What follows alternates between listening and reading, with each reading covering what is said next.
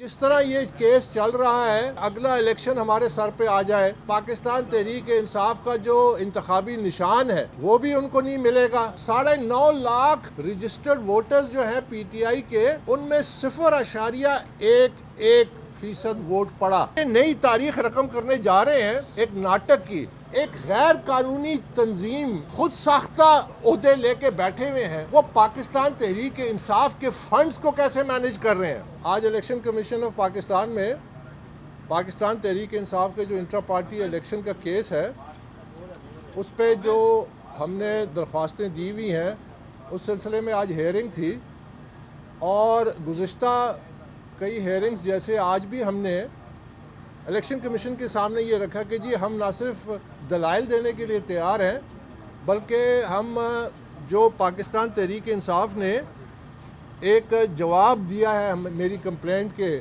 और इसी तरह बाकी हमारे साथियों के, अगरचे मुझे आज ही मिला है, दावा इन्होंने पहले किया था लेकिन मुझे आज ही वो दस्तावेज़ मिली है।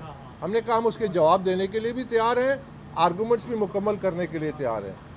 लेकिन फिर बात आई लाहौर हाई कोर्ट में कि जी लाहौर हाई कोर्ट में पाकिस्तान तहरीक इंसाफ ने इलेक्शन कमीशन के ये जो इंट्रा पार्टी इलेक्शन के हवाले से एक अपील की हुई है, जिसमें एक रिस्ट्रेनिंग ऑर्डर है।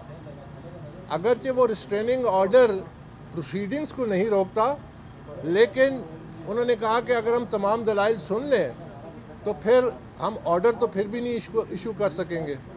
इसलिए ये अब ईद के बाद तक इसको दोबारा इल्तवा में डाल दिया है।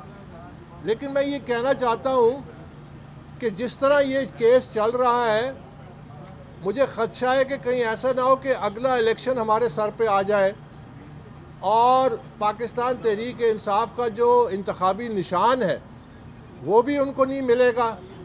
ना सिर्फ वो, बल्कि अब जो हालात हैं और जो सवालात हैं वो मैं आपके सामने रखूँगा कि ऐसा ना हो कि Pakistan Tehreek Insaf election commission of Pakistan में एक सियासी जमात के तौर पे डी लिस्ट ना हो जाए और डिसक्वालीफाई ना हो जाए, क्योंकि ये बहुत गैर संजीदा अंदाज में ये इस केस को ले रहे हैं और बारहा ये दावा करते हैं कि हमें हमारे दस्तावेज़ात अभी तक नहीं मिले जो इन्होंने जवाब भी जमा कराए हैं।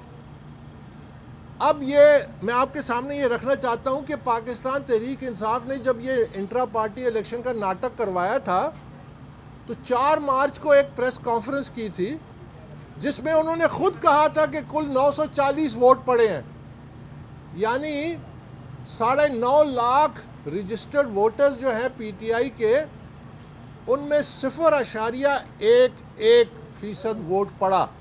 ये उन्होंने खुद तस्लीम किया अपनी प्रेस कॉन्फ्रेंस में और ये रिकॉर्डेड है मीडिया में। उसके हवाले से भी कहते हैं कि जी हमने अपने दस्तावेज़ात को देखना है, फिर इस हवाले से जो हमने दावा किया है हम उसको चेक करेंगे। यानी अपनी जो गुजारिशात वो इलेक्शन कमीशन इस केस के हवाले से प्रेस कॉन्फ्रेंस में कर चुके हैं। खुद ही वो स्टेटिस्टिक्स इन्होंने दिए हैं कि 950 वोट पड़े हैं, 0.11% ऑफ द टोटल इलेक्टोरेट। तो मेरा ये सवाल है कि ये वो जमात है जो जमहूरियत के लिए कहती है कि हम हकीकी जमहूरियत के लिए जद्दोजहद कर रहे हैं, आइन और कानून को नाफिज करने के लिए जद्दोजहद कर रहे हैं। मुझे ये बताएं कि दुनिया की तारीख में आज तक कोई ऐसा इलेक्शन हुआ है जिसमें 0.11% वोट पड़ा हो और जिसको वो कहें कि ये इलेक्शन हमारे ट्रांसपेरेंट है और ये इलेक्शन हमारे जो है जमहूरी हैं और हमने अपने वर्करों को जो उनका आईनी हक है वो हमने उनको हक दे दिया। आप इसी से अंदाज़ा लगाएं। तो ये नई तारीख रकम करने जा रहे हैं एक नाटक की, और ये इंतहाई अफसोसनाक है कि ये जो करने जा रहे हैं। हम ये समझते हैं, जो हमने पहले भी कहा है, कि पाकिस्तान तहरीक इंसाफ जो है ये घुसपैठियों के कब्ज़े में है, ये एलियंस के कब्ज़े में है। हमने आज भी इलेक्शन कमीशन के सामने ये उनको याद दहानी करने की कोशिश की कि देखिए पाकिस्तान तहरीक इंसाफ की जो तंजीम है उसकी कोई कानूनी हैसियत नहीं है, और ये इलेक्शन कमीशन ने भी तहरीरी तौर पर सुप्रीम कोर्ट के सामने रखा हुआ है रिजर्व सीट्स केस में जो उन्होंने अपील की है। تو جب ایک غیر قانونی تنظیم خود ساختہ جو عہدے لے کے بیٹھے ہوئے ہیں وہ پاکستان تحریک انصاف کے فنڈز کو کیسے مینیج کر رہے ہیں؟ پاکستان تحریک انصاف کا جو آئین ہے وہ سیکرٹری جنرل کو یہ اختیار دیتا ہے کہ وہ فائنانس بورڈ بنائے، اور وہ فائنانس بورڈ جو ہے پھر وہ پارٹی کے جو اکاؤنٹس ہیں ان کو مینیج کرتا ہے۔ تو جب سیکرٹری جنرل ہی غیر قانونی ہے، جب سیکرٹری جنرل ہی خود ساختہ ہے اور باقی تمام عہدیدار بھی خود ساختہ ہے، جس کو الیکشن کمیشن بھی تسلیم کرتا ہے، تو پھر ان سے یہ اختیار کیسے؟